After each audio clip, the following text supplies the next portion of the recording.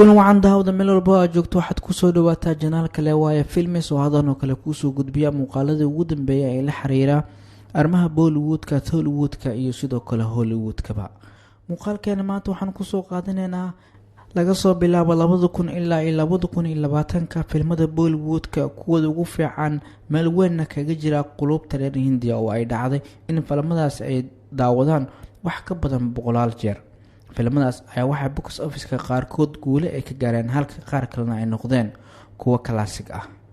haddaba aan isla eegno filmada xilliyada ay soo baxeen iyo waxyaabaha ay sidaasi ku noqdeen. filmka koowaad waa Dil Jehta Hai, waxaa la daawaday 2001. filmkana ayaa ah mid aan laga dhargeynin waana mid xiiso ku sii haya daawadayaasha. wuxuu ku saabsan yahay saaxiibtinimada, nolosha iyo mid ka hadlaya qiimaha dhalinyarnimada. filimka labaad waa Heri Beri, waa filimka ugu caalamisanaa ee shactira ah oo Hindiya ee ibad soo saaraan. ku dhawaad 20 sano ayaa laga joogaa, walina waa dooqa koowaad ee daawadayaasha reer Hindiya.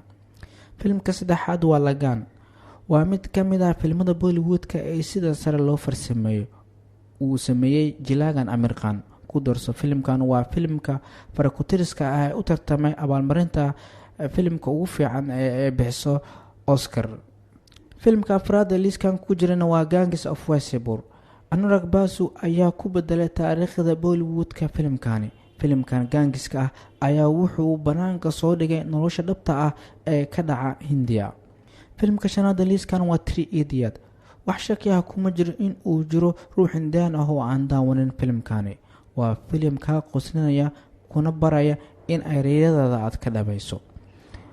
filimka lixaad ee liiskan waa Black, waa shaqadii ugu fiicnayd ee Sanjay Leela Bhansali iyo Rani Mukerji ay wada qabteen. filimkan ayaa wuxuu ku guuleystay abaalmarin badan iyadoo si sare ah ay u wada ammaaneen daawadayaasha iyo kuwa filmada naqdiya.